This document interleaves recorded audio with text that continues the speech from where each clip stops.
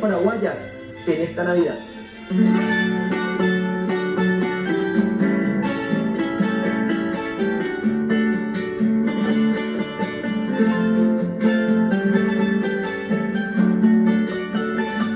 Dos trocitos de madera ya te echaron el establo. En el cielo hay una estrella que guía a los Reyes Magos. Cuando en una noche mágica se produce ese milagro, cuentan que ya había nacido en un establo, donde normalmente era la costumbre llevar a los animales, donde muchos de ellos inclusive pasaban la noche, y allí cuentan que sobre el heno, recostado allí en un pequeño pesebre, estaba el niño Jesús, rodeado de su madre María y de su padre José, y en el entorno los animales que estaban pasando la noche en ese lugar. Más adelante a esa imagen se suma la presencia de los tres Reyes Magos, que forman parte del pesebre paraguayo. Entonces cuando yo digo en el medio el niño Jesús, a un costado San José, al otro costado Santa María, está la paloma que nos vincula al Espíritu Santo, el gallo, que es una figura tradicional en el pesebre, las ovejas, y obviamente con las ovejas los pastores, ya en los siguientes días. Y luego llega ese otro momento tan especial, lleno de magia también, como de hecho decía, lo mágico del pesebre se da con una experiencia muy especial, la llegada de los Reyes Magos con sus camellos, que venían siguiendo a la estrella de Belén, y llegan hasta el pesebre donde estaba Jesús. Por eso nosotros vamos a encontrar a los camellos a veces parados o descansando ya, y los reyes acercándose con sus ofrendas. Eso el día 5 de enero. Pero el día 6, cuando ya llegaron, cuando ya cumplieron con reconocer al Hijo de Dios, al Rey de Reyes, entonces retornan. Y por eso 6 de enero, la costumbre también de la gente de dar vuelta a los camellos, apuntando los camellos ya en dirección al lugar de donde procedían los Reyes Magos.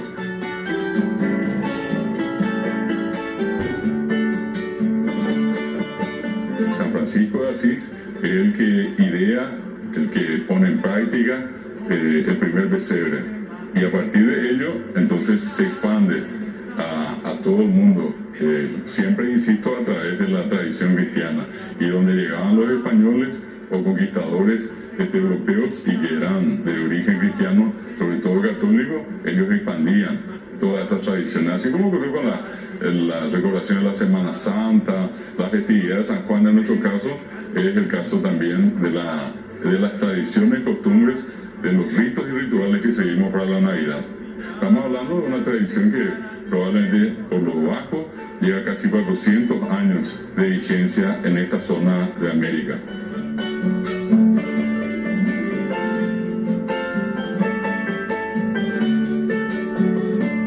Paraguay, probablemente en América y por qué no en el mundo, es un país que tiene una identidad cultural sólida. Yo creo que pocos países en el mundo tienen una identidad tan bien fuertemente instalada en la población, cosa que no ocurre en otros lugares.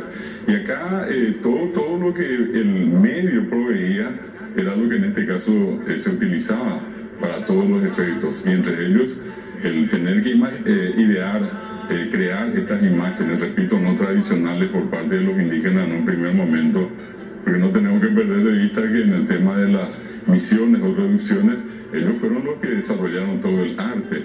Y bueno, y de allí surge la cuestión del uso sobre todo de la arcilla, que ya era conocida por ellos, los propios nativos, y luego en tiempos ya de la independencia, era muy común utilizar la arcilla. Por muchísimos años fue el elemento más importante para la elaboración de distintos implementos, de jarros, ollas, hasta la propia urna funeraria, ¿verdad?, que siempre se hizo en base a la arcilla.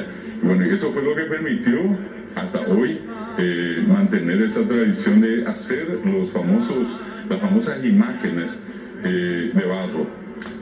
Sin embargo, hoy día comienza a ver, se puede observar una variedad también ya de creaciones, ya no solamente en arcilla, como mencionaba el caso del yeso, también en madera, son unas tallas hermosas que se hacen en madera, he visto ya en tacuara.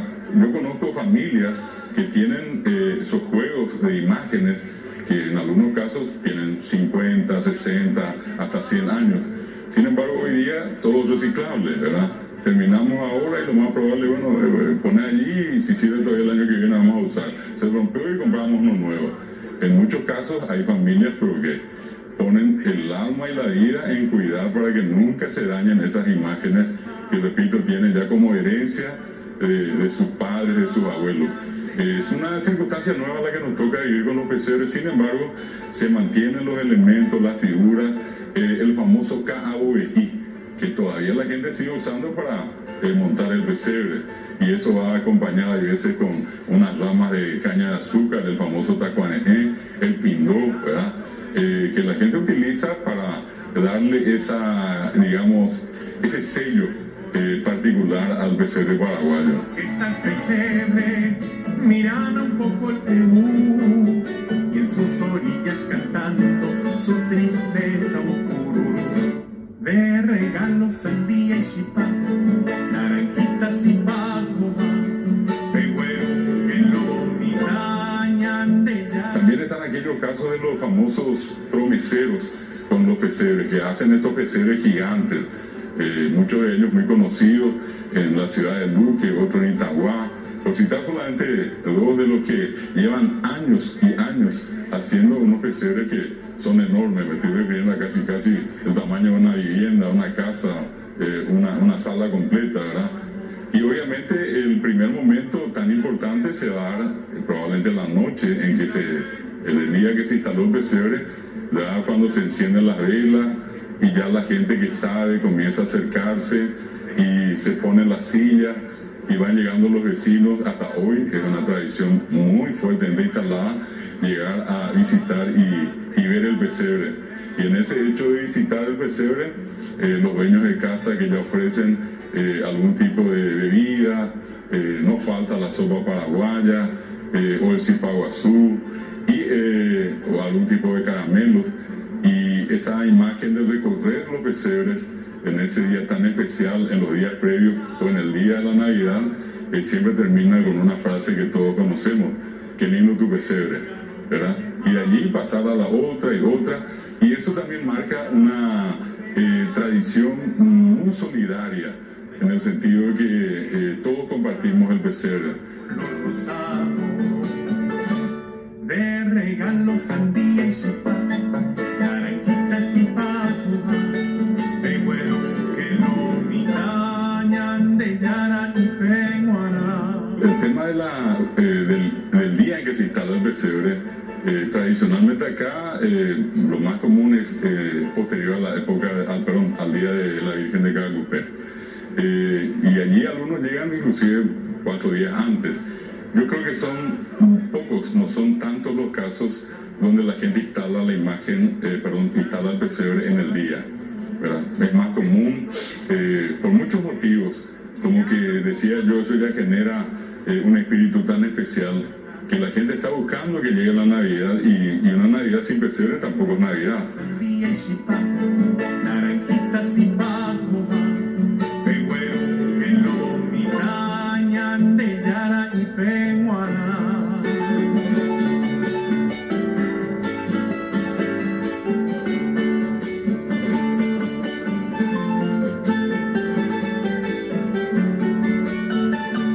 El pesebre, los amigos y el cariño hacia Jesús se enlazaron con la caña y el famoso arroquesú.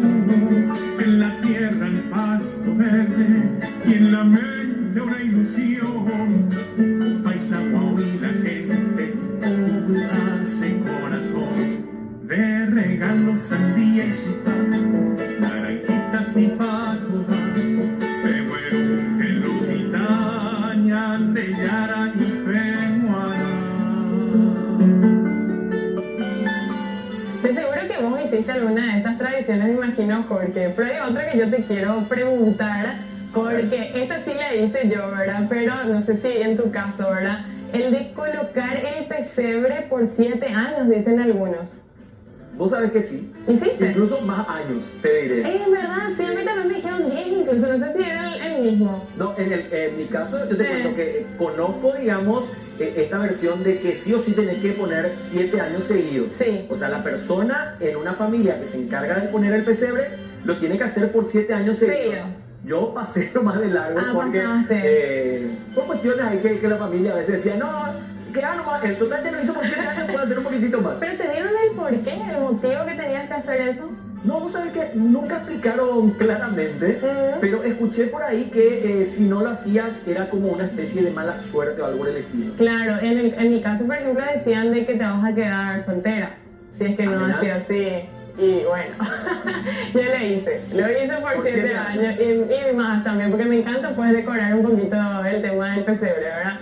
Puede ser que haya pasado 7, pero los 7 seguidos sí lo llegué a hacer. Pero nos genera pues la duda, ¿de dónde nace eso? ¿Por qué se hacen estos 7 años seguidos? Y por eso tenemos que hablar con el profe, o hablamos mejor dicho, con el profe David Galeano, y él responde lo siguiente en este material.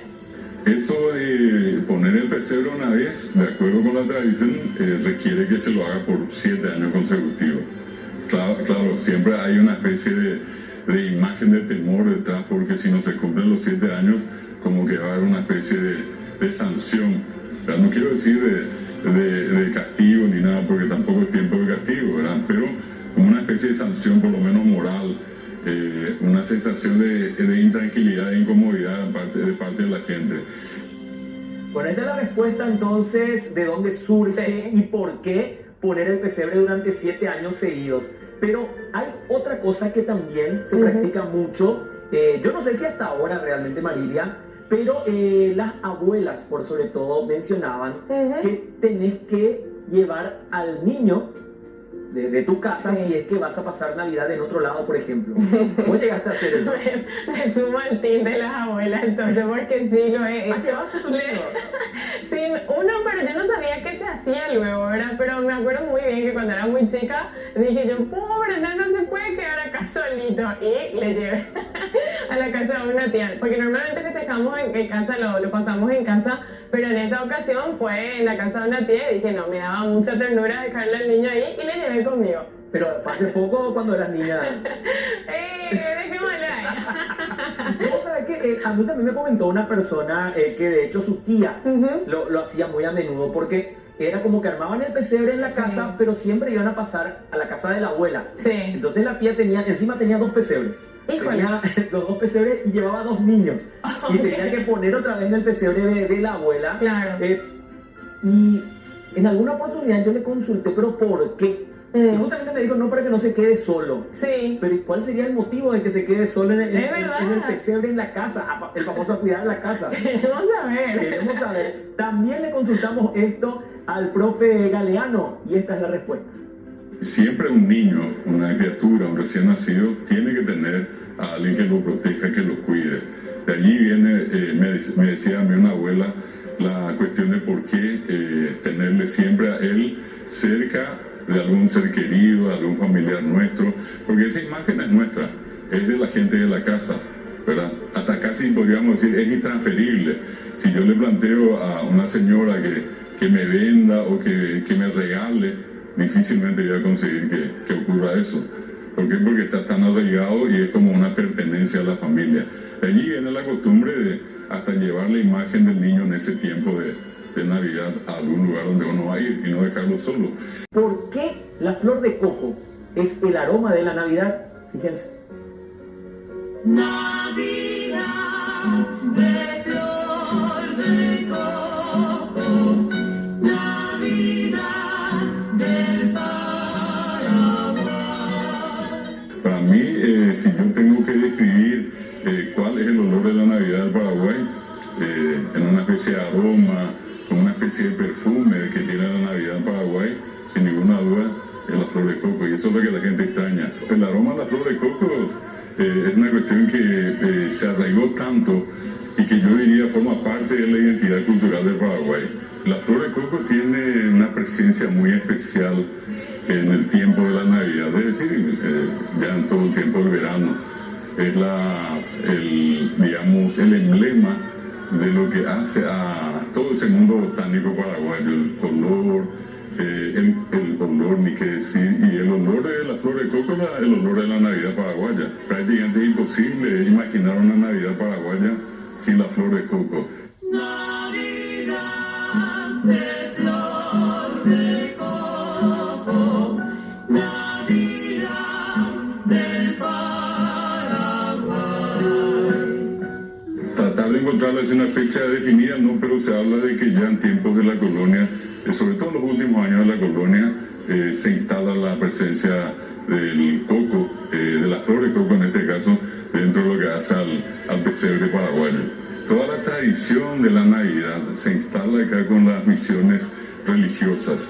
Estuvimos acá el caso de los jesuitas, franciscanos, mercedarios dominicos que instalaron primeramente el pesebre. Y con el tiempo se cuenta que ya en la colonia se fueron incorporándose algunos de estos elementos tradicionales, sobre todo como una especie de ofrenda, los frutos de la estación. Y entre ellos, obviamente, por su olor, la flor de coco, y se sumaron, por ejemplo, los tradicionales frutos también como la sandía, el melón, banana, la piña. Y de a poco se fue conformando esa imagen que hasta hoy tenemos.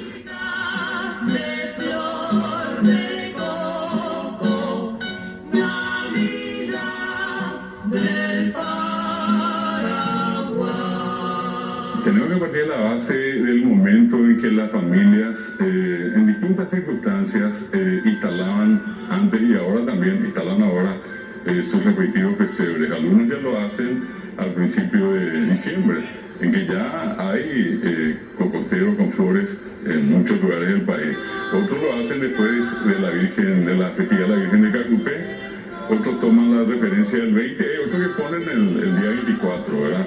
De cualquier manera, siempre la cuestión era, estando en cualquier lugar del interior y teniendo una planta de cocotero, la costumbre era con una especie de tacuara larga a la que se le ponía, sujetaba un cuchillo, un machete, entonces con eso automáticamente la gente procedía a arrancar.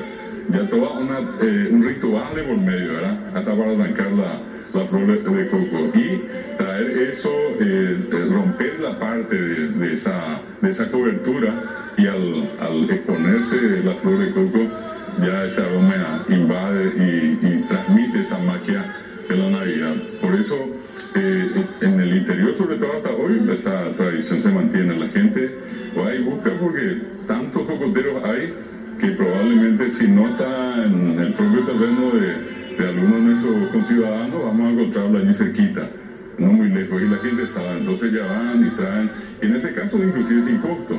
El costo ya lo tenemos nosotros, digamos, los grandes centros urbanos, donde ya por las circunstancias que todos conocemos, ya no tenemos estas plantas de cocotero, y entonces necesariamente tenemos que adquirir, comprar y hacer el resto del ritual ya con un tinte urbano.